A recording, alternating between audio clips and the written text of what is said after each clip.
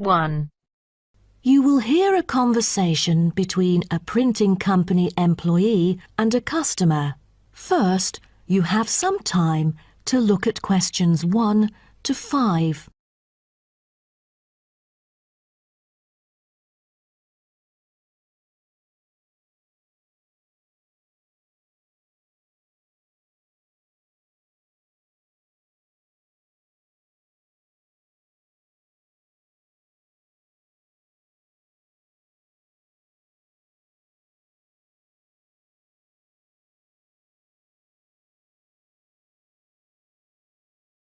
Listen carefully and answer questions 1 to 5.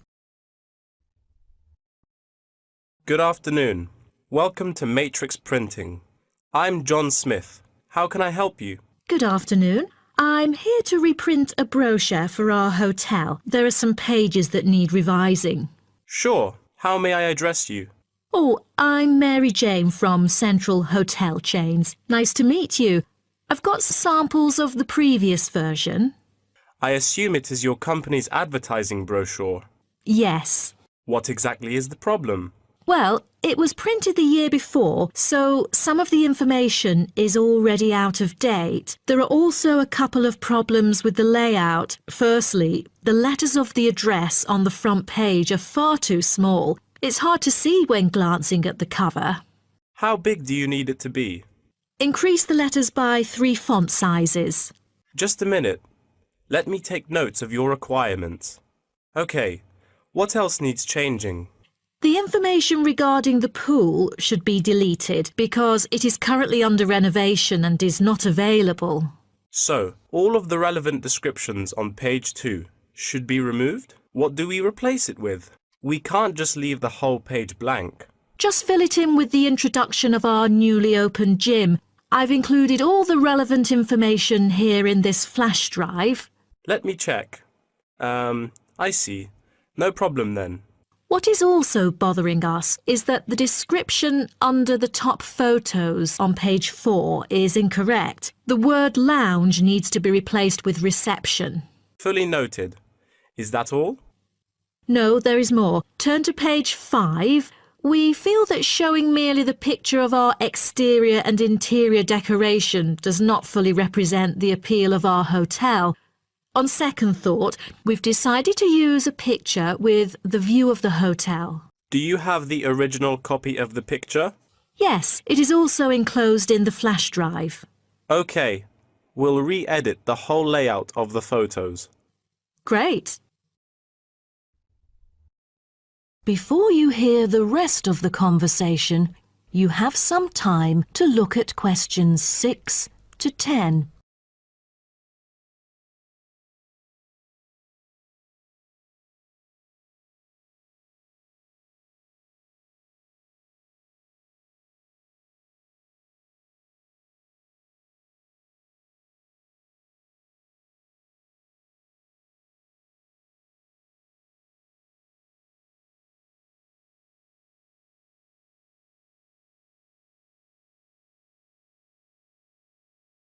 Now listen and answer questions 6 to 10. Let's turn to the next page. Yes. What's wrong with that? It seems perfectly fine to me. At first sight it seems fine, but according to the feedback of the customers, the prices do not stand out. So, we want to change the print from black to red to make it pop out. Okay, I've made notes of all of your requests. Is there anything else? I appreciate it. Just one final request. Could you translate the whole brochure into Spanish? We have customers worldwide, you know, especially those from Latin countries. No problem. What about other languages, like Japanese, Chinese or German? These are our most popular target languages. I have to ask the manager about the Chinese version. There's been a surging number of Chinese clients during recent years. However, we don't need German or Japanese translations, as we currently don't have many customers from those two countries. Sure. Just keep me updated. So, roughly, when can we get the revised print? We need it before the end of July. It's late June now. Roughly, it'll take 3 weeks to re-edit. so it will definitely be ready before the deadline. Great. To where shall we send the samples? The address is number 9 Green Drive, Clifton, NY 21300. How do you spell Clifton? CLIFFTON, Clifton. And the telephone number? It's 9030366602. Also, if you have any further questions, you can reach me through this number. Okay. That is the end of part 1. You now have half a minute to check your answers.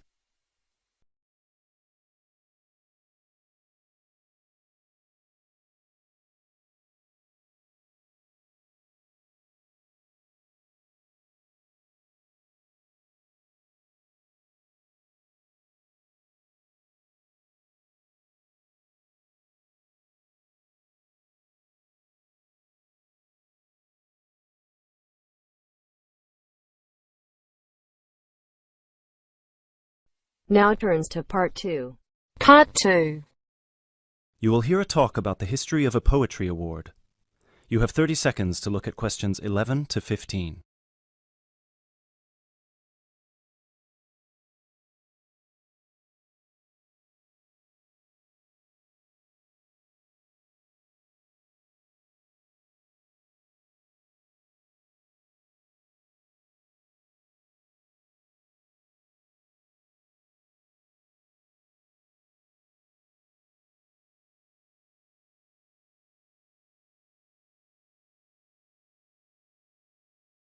Hello everyone, and welcome to this year's award ceremony for the Antonia Watson Memorial Poetry Award.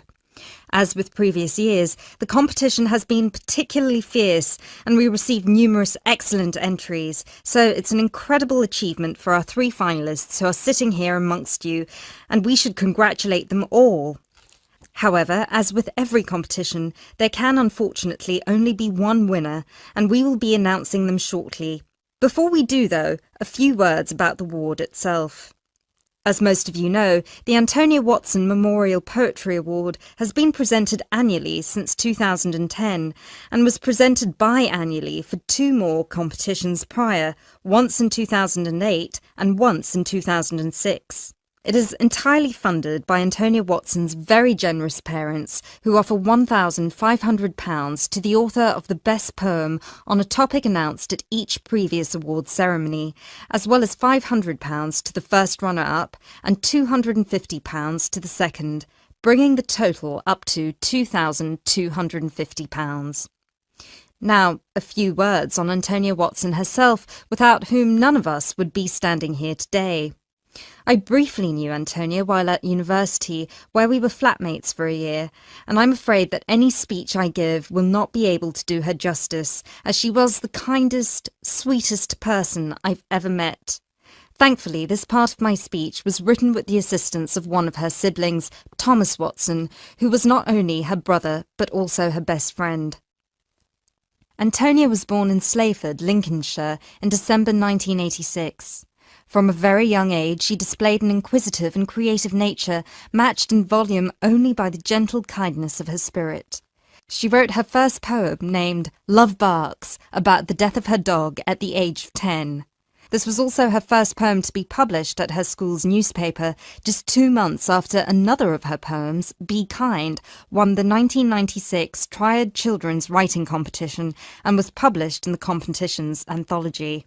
While her early forays into poetry were crowned with impressive success, Antonia unfortunately ceased to write for a few years, following the death of her very dear grandfather, Peter William Watson, in 1999.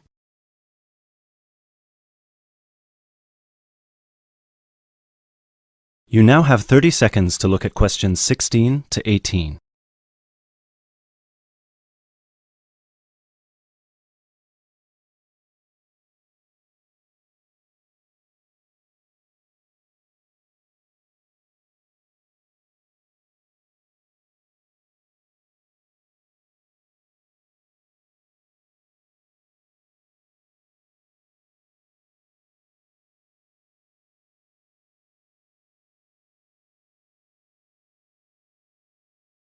Despite her writer's block, however, her artistic nature didn't lie dormant during the next 4 years.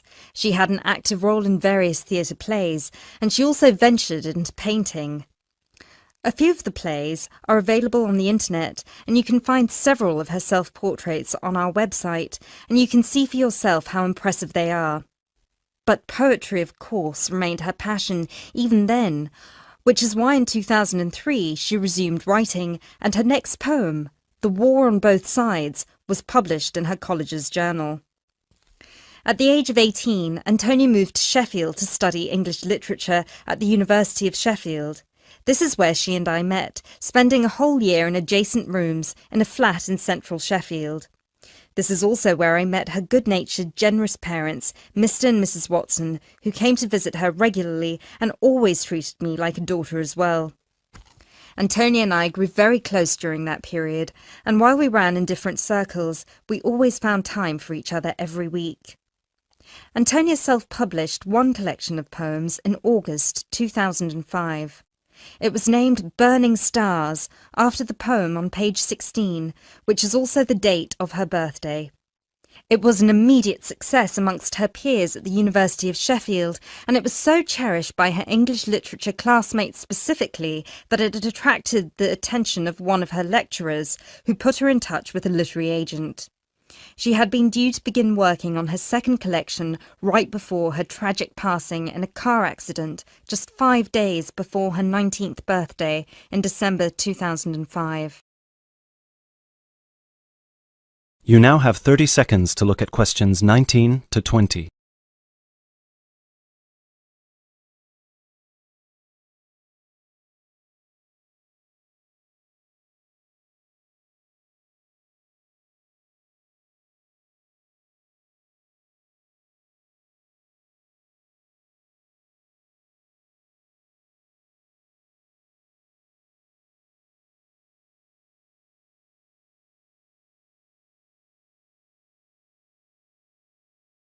Antonia was always interested in societal shifts and how they affect humanity as well as the environment, and this award was designed to reflect her faith that regardless of what we do, we are all inherently good. With this in mind, all of the topics this competition has dealt with have been about the potential and the positive side of humanity, such as this year's Young Love theme or last year's Inner Power theme. We've had poems about personal strength, about immigration, about gender equality and peaceful protest. And hopefully in 12 months, the poems we'll be awarding will be just as inspiring with the topic of poverty. I know Antonia would be really proud of what her parents and what all of you together have achieved. So, finally, let's get on with the actual award. As I said before, it's been a fierce competition this year, and with more than 5,000 entries, it was quite the task for our 3 judges to cut them down to just 3. But our 3 finalists definitely deserve to be here, and without further ado, I would like to. That is the end of part 2.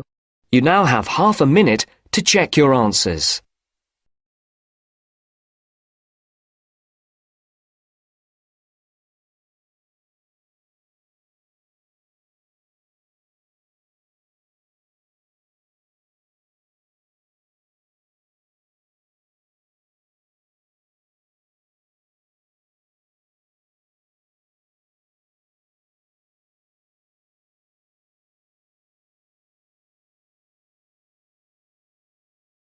Now turns to part 3. Part 3. You'll hear 2 students talking about different aspects of their university. First, you have some time to look at questions 21 to 26.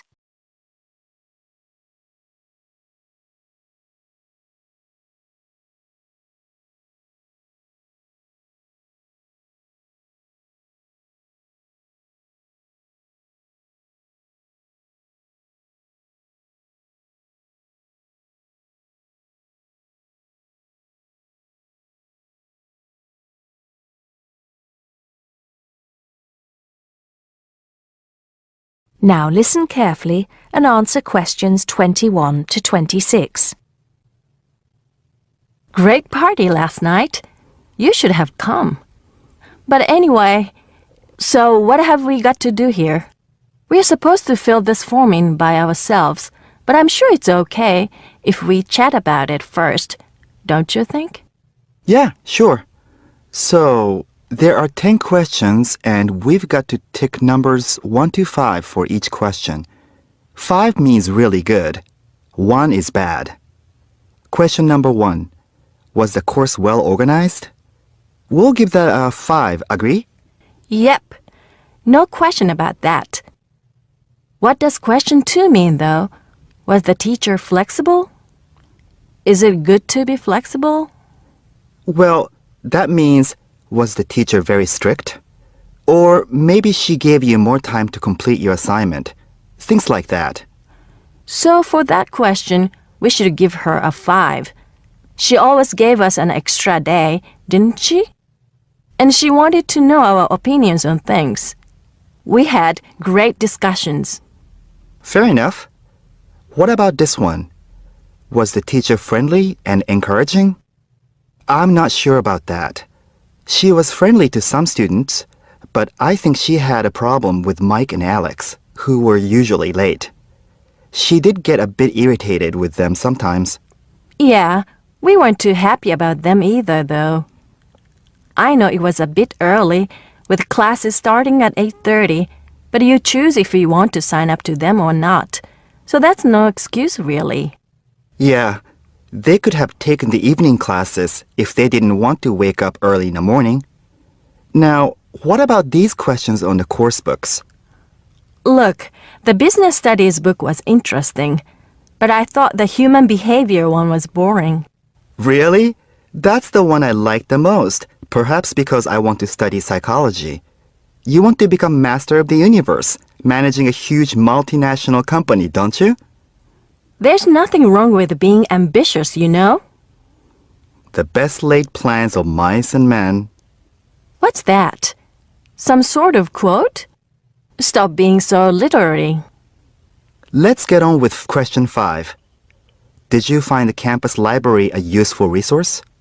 Well, most of the books I wanted had already been taken out, but the internet access was definitely useful. Let's give that a 4. Okay, and the staff there were always friendly and helpful. Before you hear the rest of the conversation, you have some time to look at questions 27 to 30.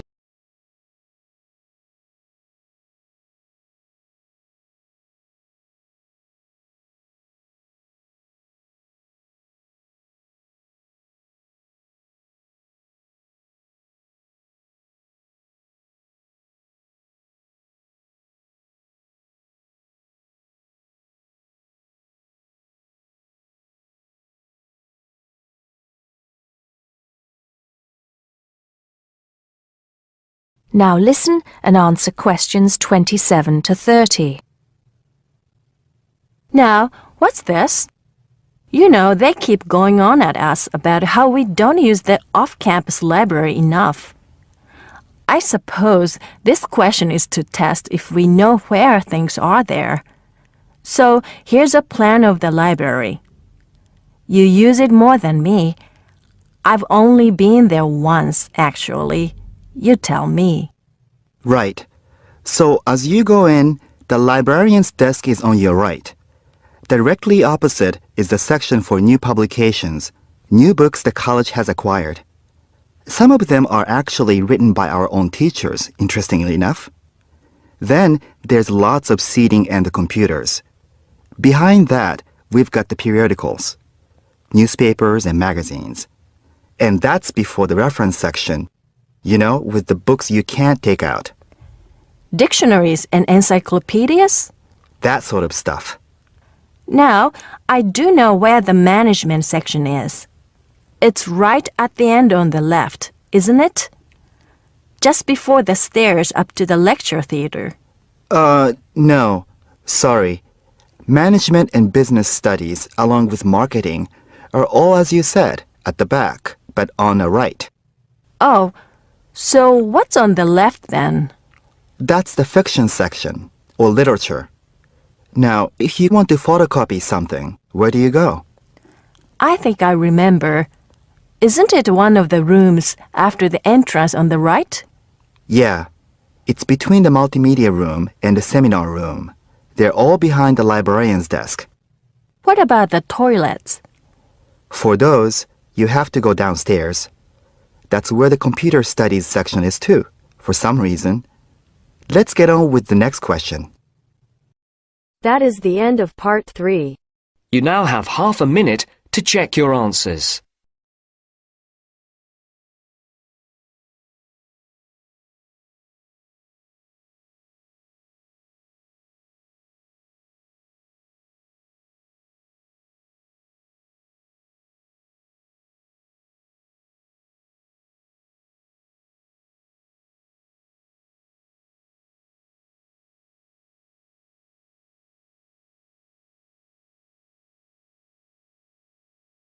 Now turns to part 4. Part 4. You will hear a talk on the history of football in Great Britain in the 19th century. First, you have some time to look at questions 31 to 40.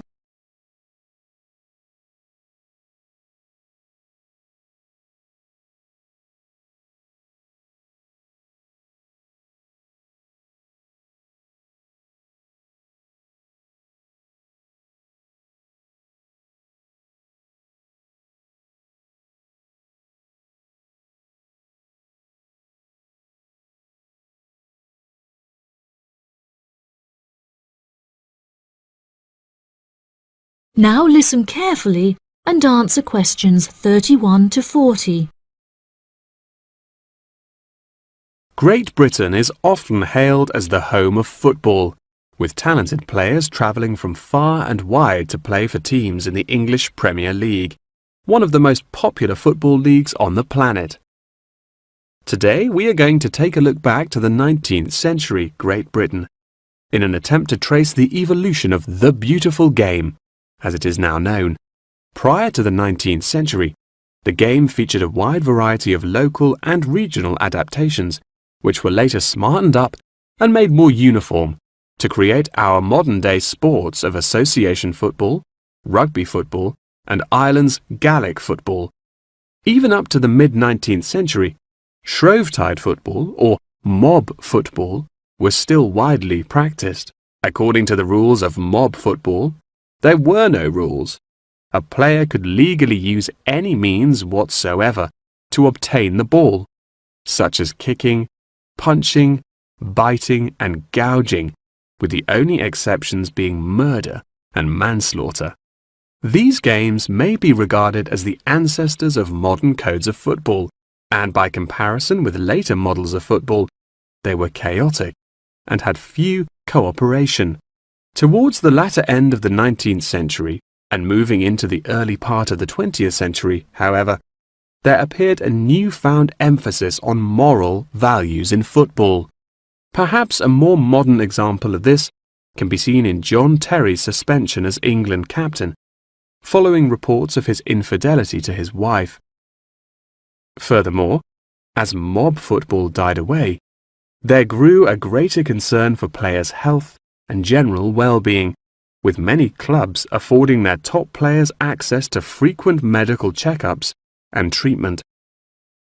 Despite the presence of Great Britain's unique state-funded National Health Service, football clubs are still seen today providing team members with state-of-the-art healthcare facilities, with the top clubs even housing their own specialist doctors and physicians.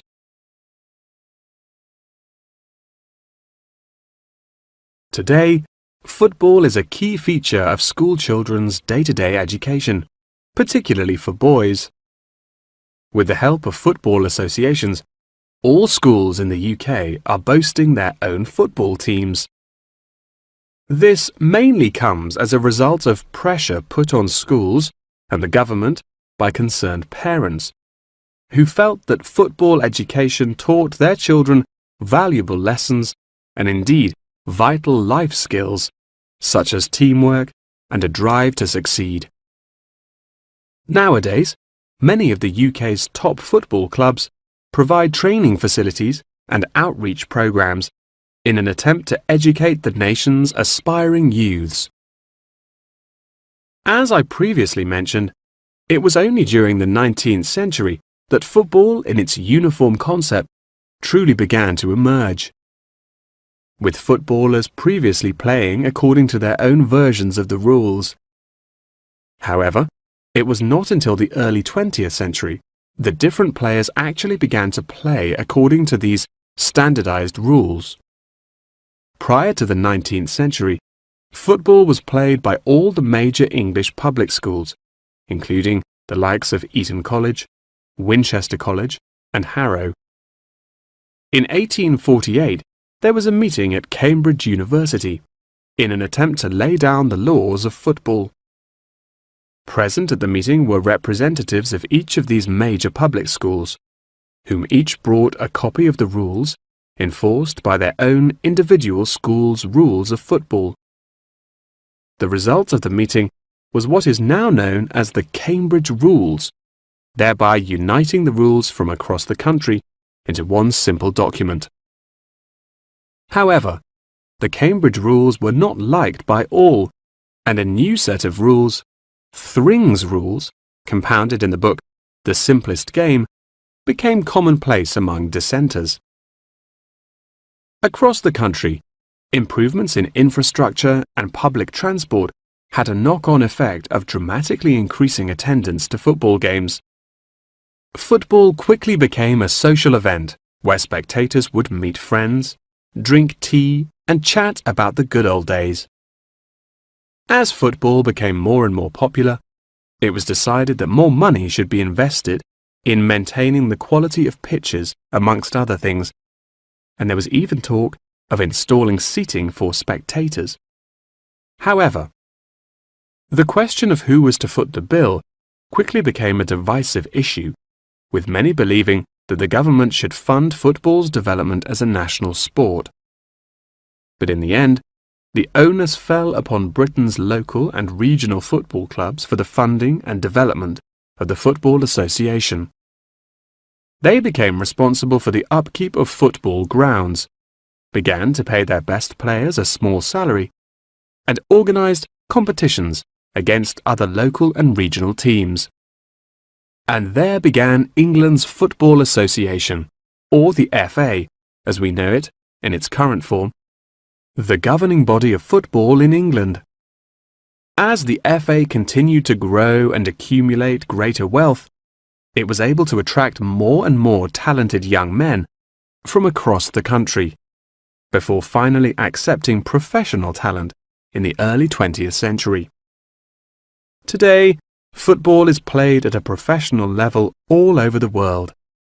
Millions of people regularly go to football stadiums to follow their favourite teams, while billions more watch the game on television or on the internet. That is the end of part 4. You now have half a minute to check your answers.